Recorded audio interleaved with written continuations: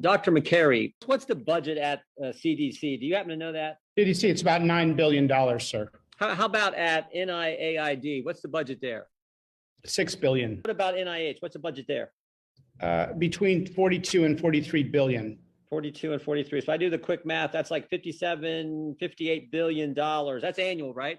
Annual. Do you know how many people work at CDC? 31,000 people between CDC and NIH.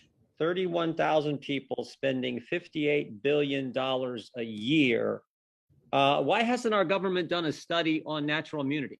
If I can be honest, Representative Jordan, I don't think they want to know the answer.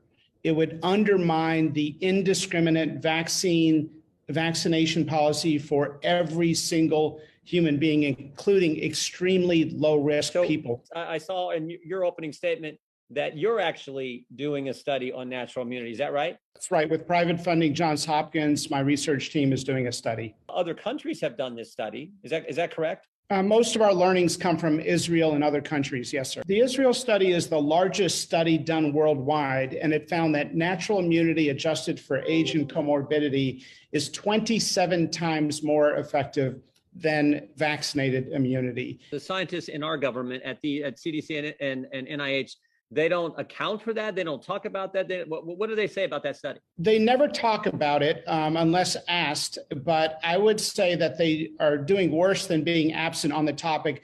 They are undermining natural immunity through two studies that the CDC did that are so flawed, that are so poorly put together. Honestly, they would not qualify for a seventh grade science fair. We can spend money. Some of that $58 billion and some of the resources at NIH and CDC can be used to fund gain of function research and give a grant to EcoHealth, who then sends some of that money to a lab in Wuhan, China. That's just fine, but we can't find any resources to deal with a fundamental question about natural immunity, and so much so that you have to go out and get private funding to do it yourself.